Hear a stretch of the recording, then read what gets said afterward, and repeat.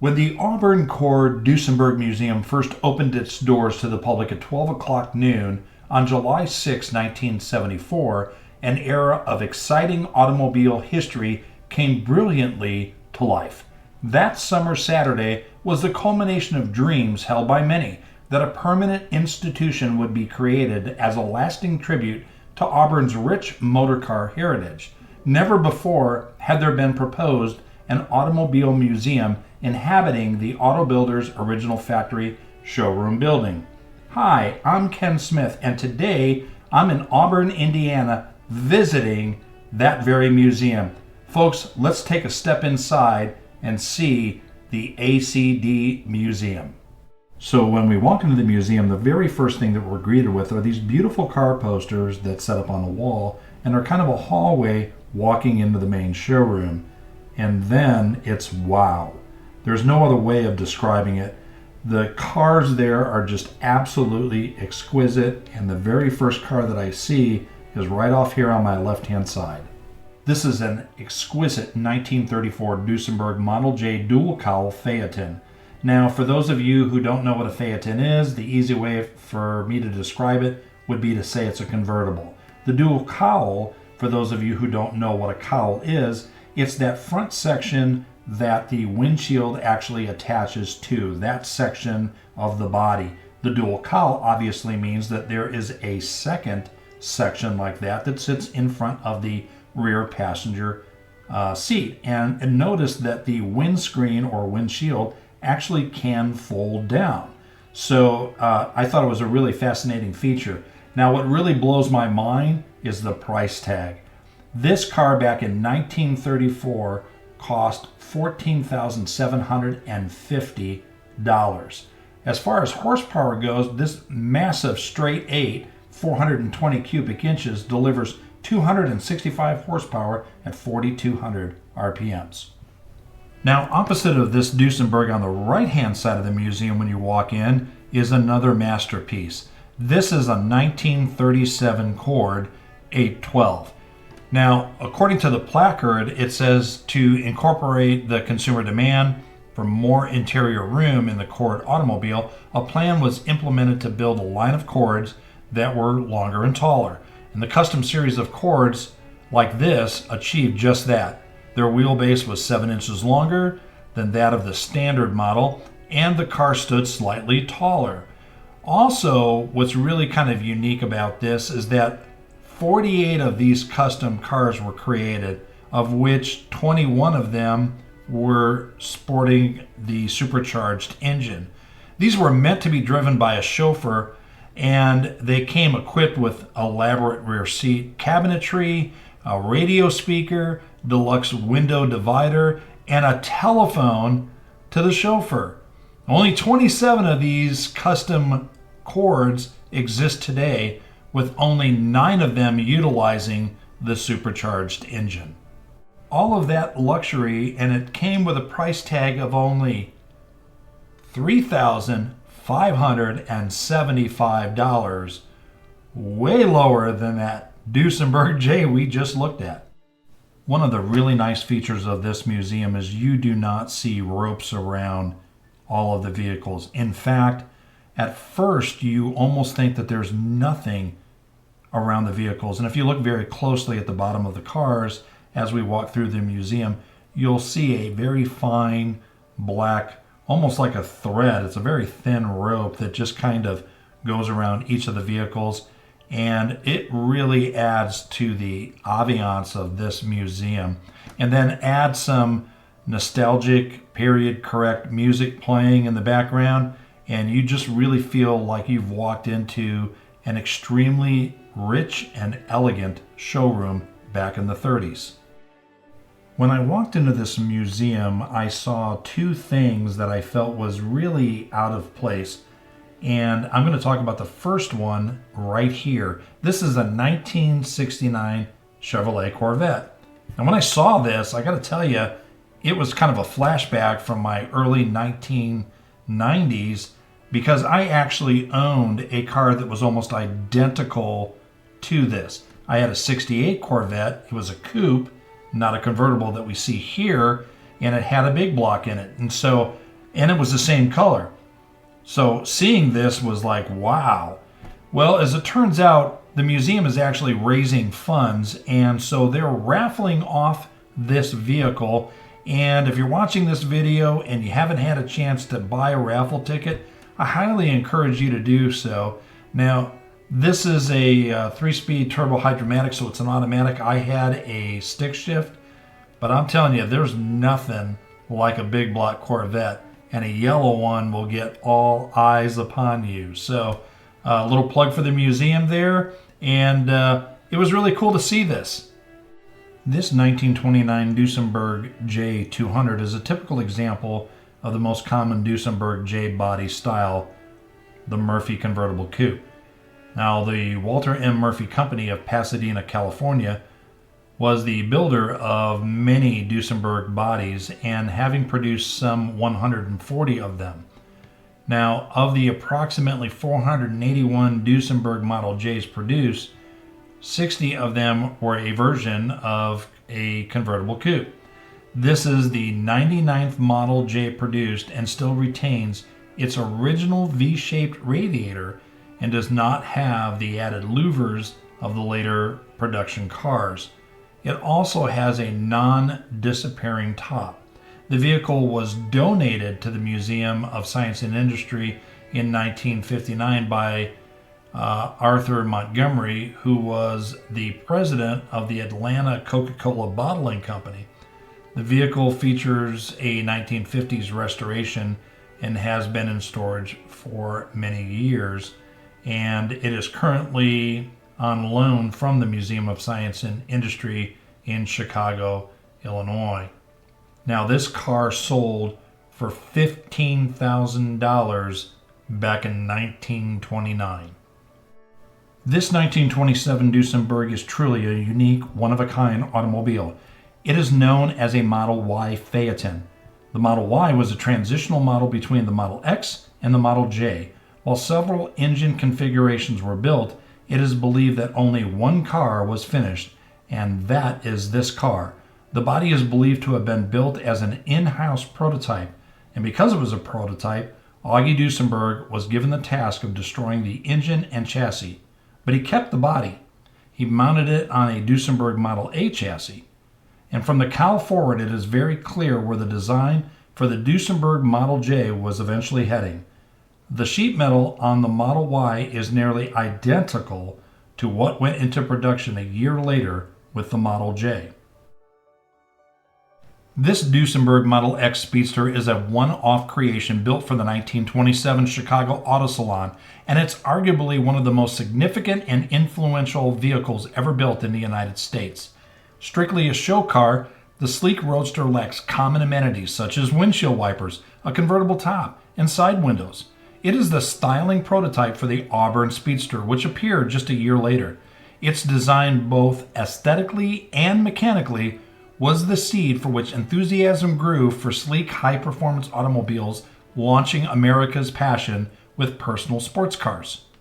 Now, the one thing I definitely want to mention is that it is impossible for me to show you and narrate through every vehicle that is here. There is a tremendous amount of history. There is an exceptional amount of exquisite and rare automobiles that are here that really requires you to visit this museum. I'm giving you some of the highlights. I'm going to show you some of the cars. I've narrated a few already. I'll narrate a few more, but honestly, you really got to come down and see this museum. It is worth the time that it's going to take for you to spend hours to walk through this museum, see all of the cars, read all of the cue cards, see some of the electronic displays that are here. There's just so much. So let's get on and we'll continue to kind of walk through the museum.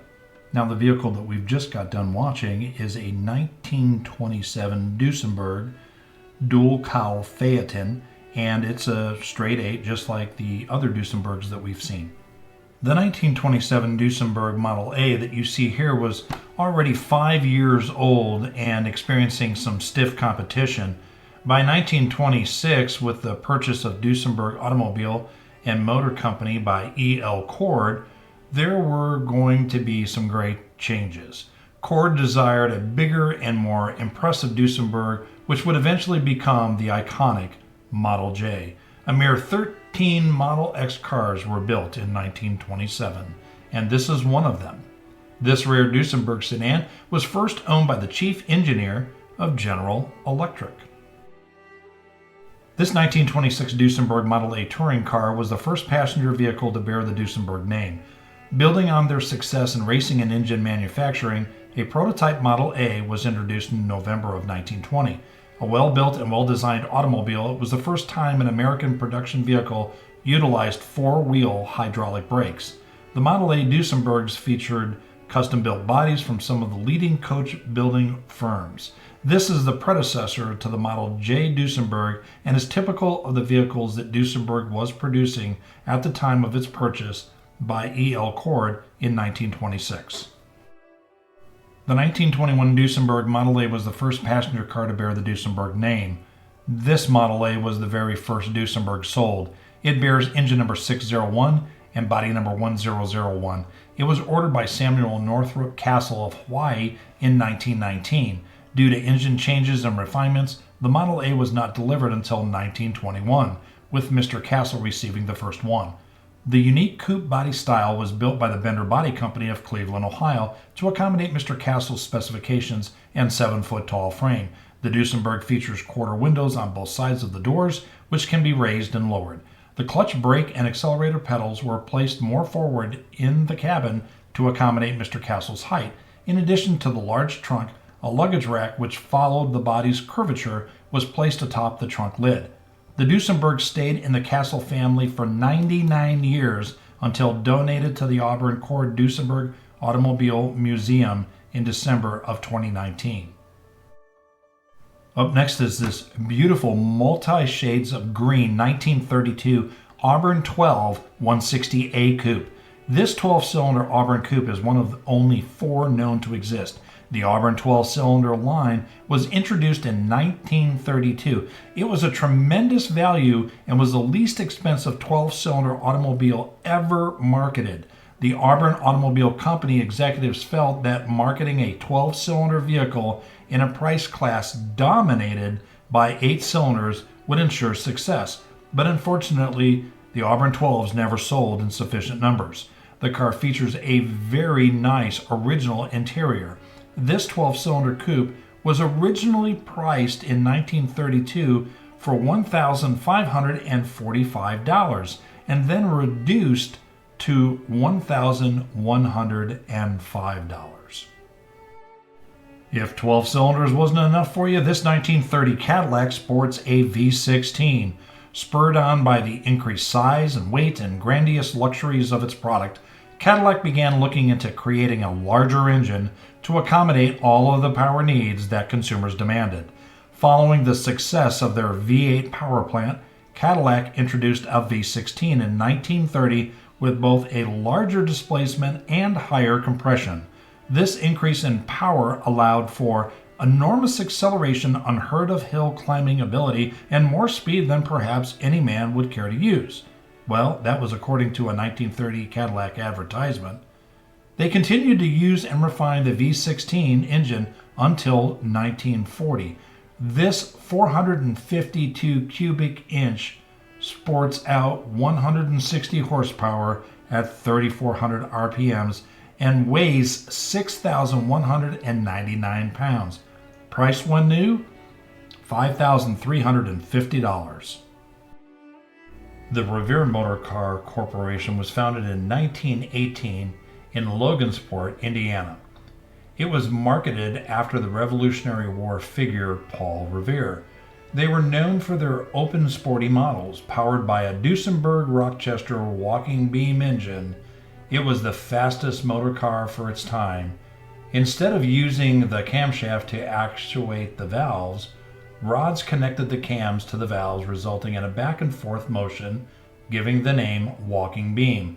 Duesenberg designed the engine and sold the rights to Rochester in 1918. In total, an estimated 250 Revere automobiles were built, of which 5 are known to exist. Revere ceased production in 1926 following years of financial trouble. misleading stockholders, and lack of investors in prior bankruptcy. This 1932 Cord is actually a Cord prototype. Now, this impressive vehicle is known as the E1. It is a prototype for the vehicle that was to replace the Cord L29. According to Auburn Automobile Company records, 3 EXPR Cord-12 sedans were produced in August of 1932. When E.L. Cord was looking forward to his next generation of vehicles, he ordered a car to be built that was 20 inches longer than the L29. It was originally built with a 16-cylinder engine, which was soon replaced with a prototype 12-cylinder engine of the same displacement. But unfortunately, it was not the right time economically to introduce such an ambitious vehicle, and thus it never entered production. A multi-year restoration effort, coupled with a painstaking search for as many parts as possible, led to the creation of this prototype, which likely utilizes parts from all 3 experimental models that were built.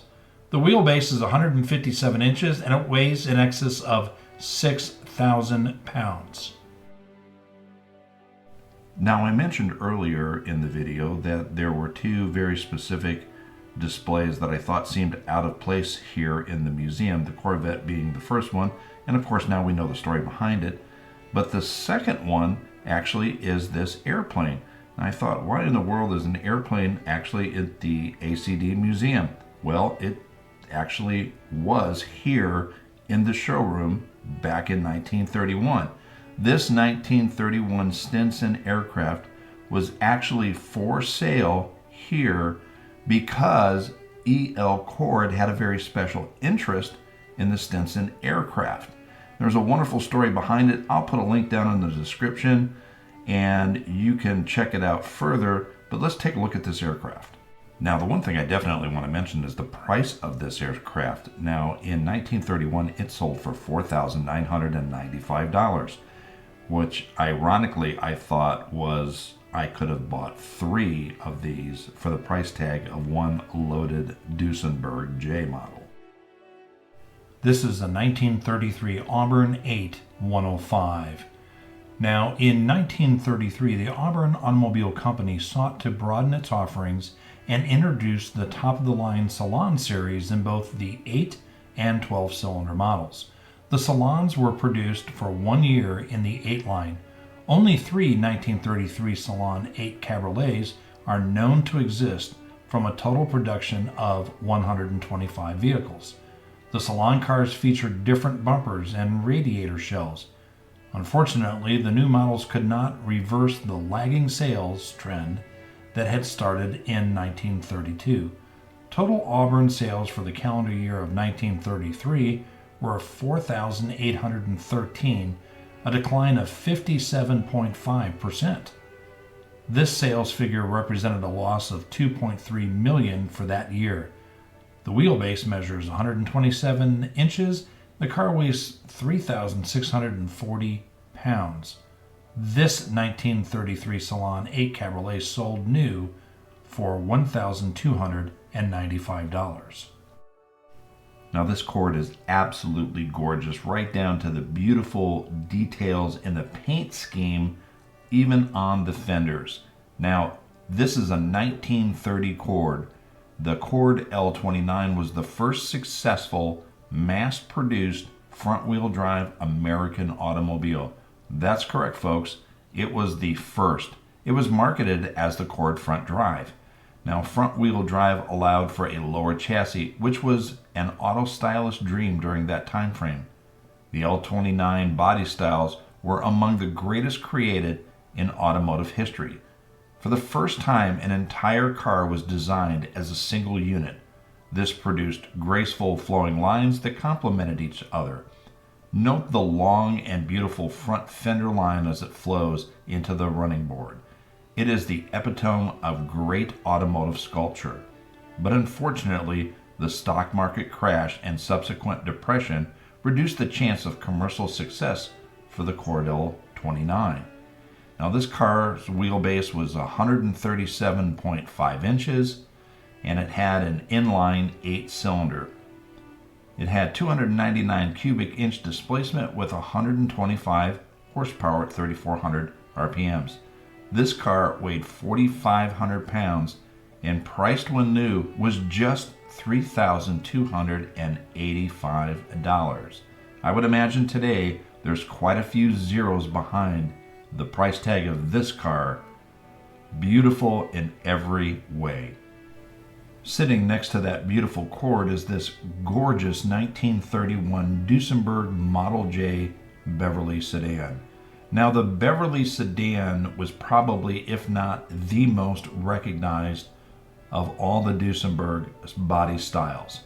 It has a low silhouette and prominently slanted windshield that created an elegant and well-proportioned body design, which was accentuated by the long wheelbase chassis. Its V-shaped B-pillar resembles a convertible top, and that was designed and created by the French coach builders Hibbert and Darren.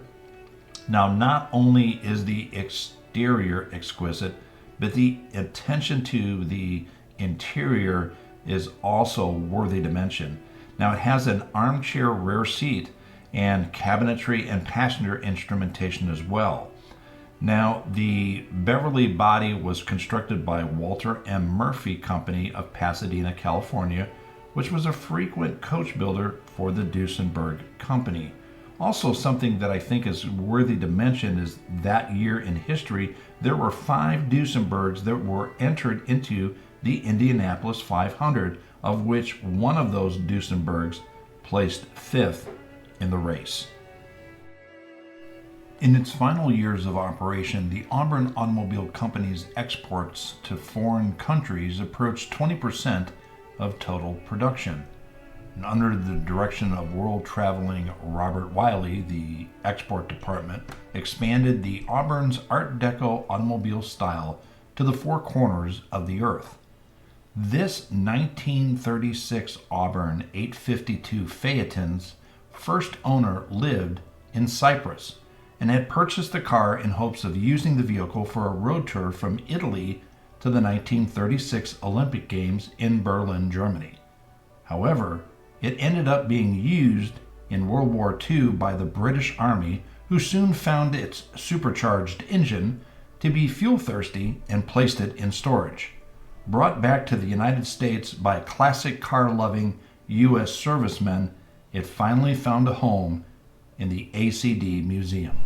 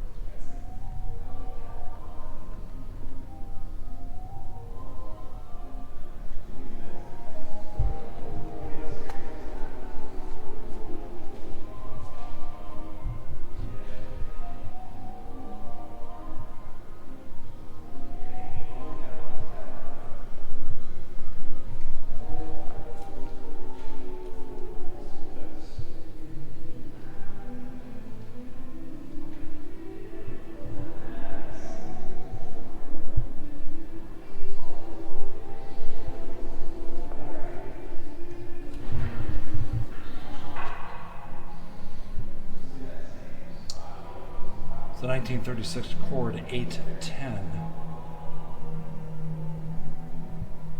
Photo next to it shows it at the New York Auto Show in 1935. 1931 Accord L29.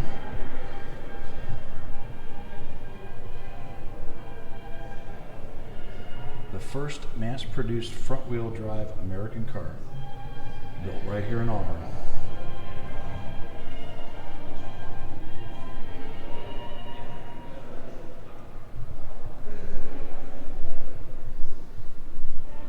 The lines on this automobile absolutely exquisite in every way.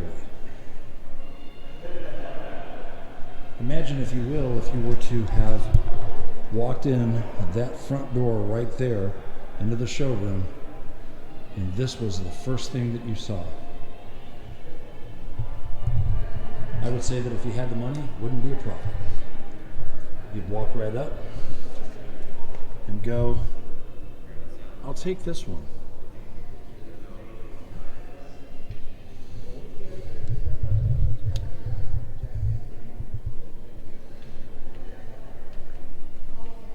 Beautiful interior.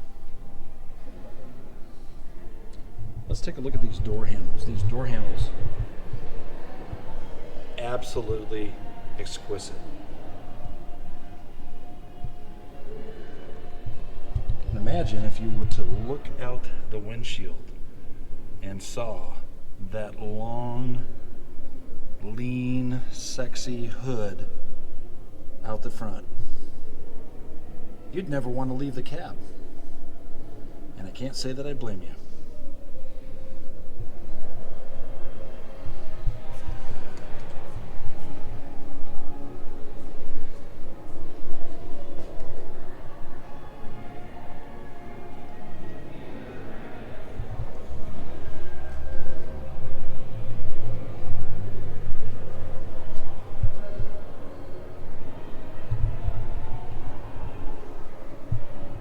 This magnificently restored 1931 Duesenberg Model J features a Murphy body on the long wheelbase chassis.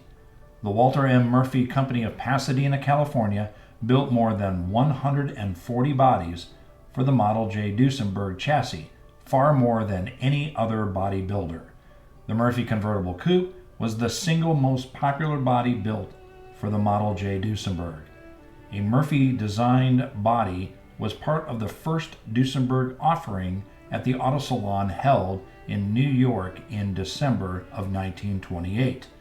In all, 60 were produced, with 52 of them mounted on the short chassis of 142.5 inches.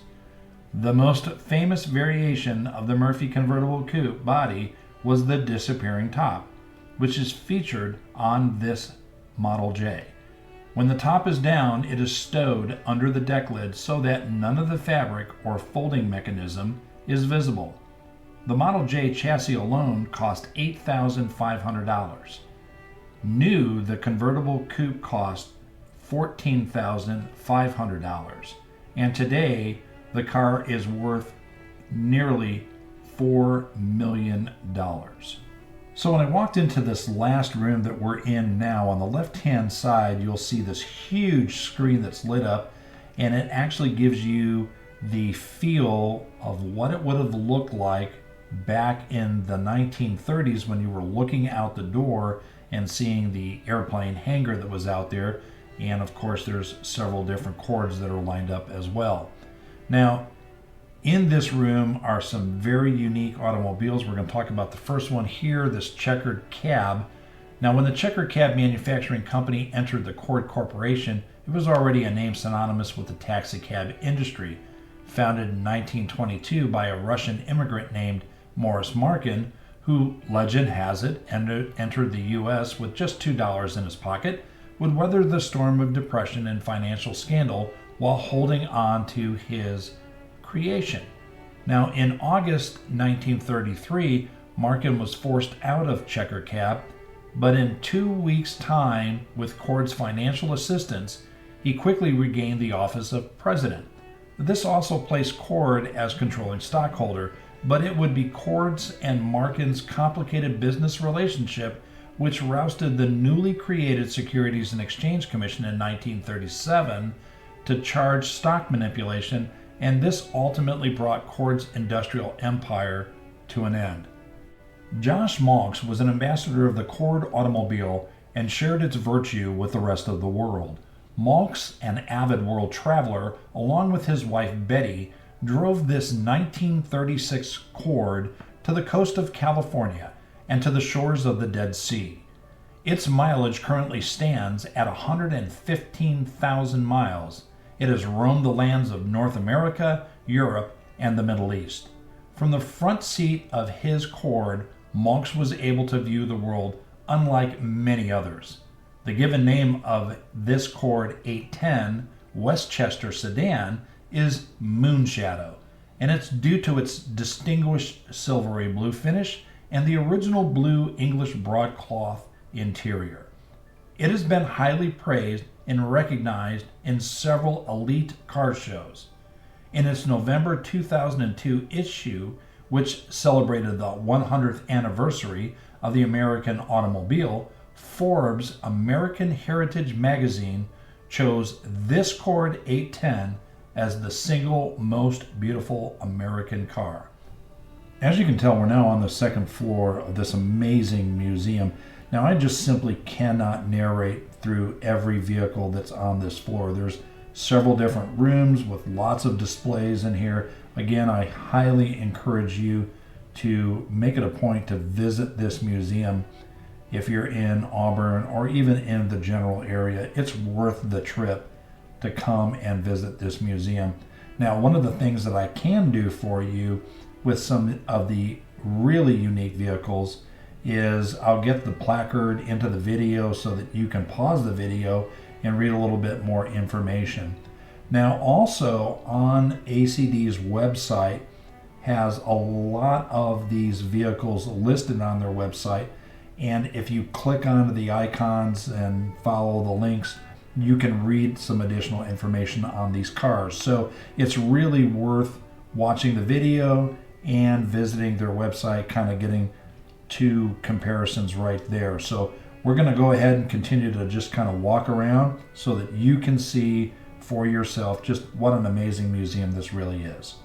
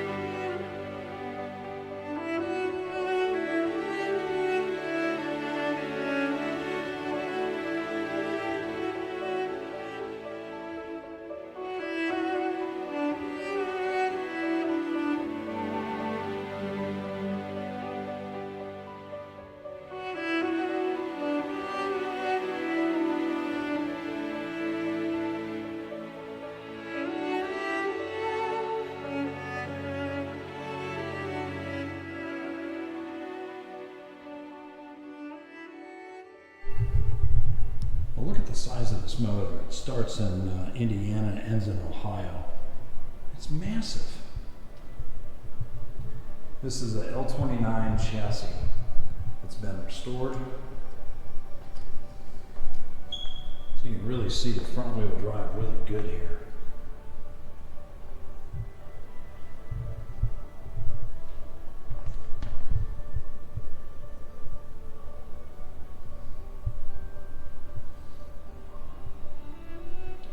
This car really was years ahead of its time.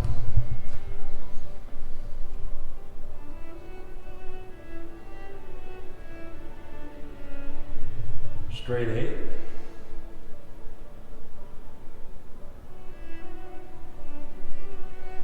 That ain't big enough for you. What about that?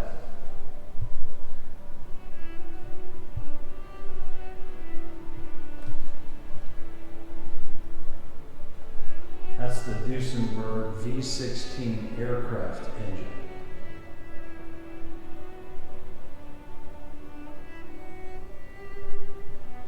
Very cool engines in here. Not something you're going to see every day.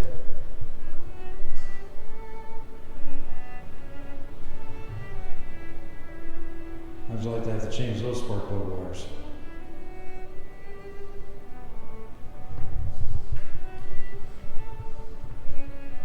This is the Auburn V12.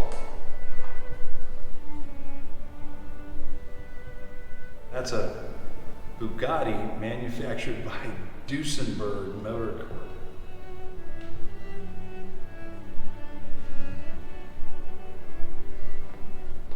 Stepping down is the lowly Auburn 6. 1909 McIntyre Model M. There's another McIntyre over there. The hood's open on this, and let's take a peek. That looks air-cooled to me. Yep, air-cooled.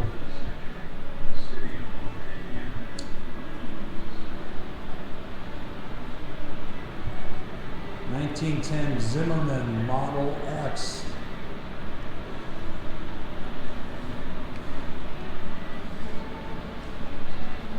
Looks like a Survivor. Pretty cool. We got a 1908 Zimmerman Model G.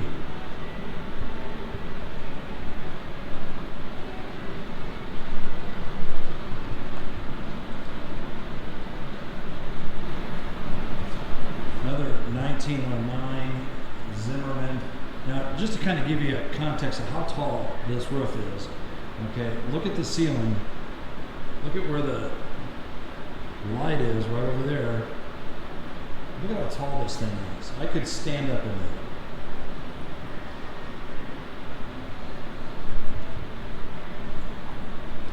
(1913) IMP. I've never even heard or seen anything like this.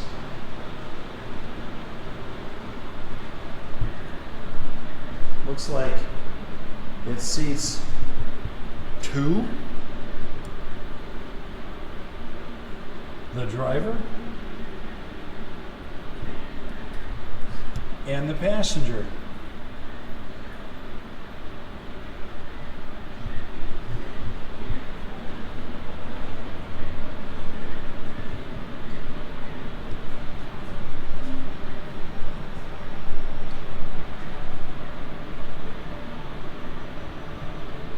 And then we have a 1907 Kimbledger Model D.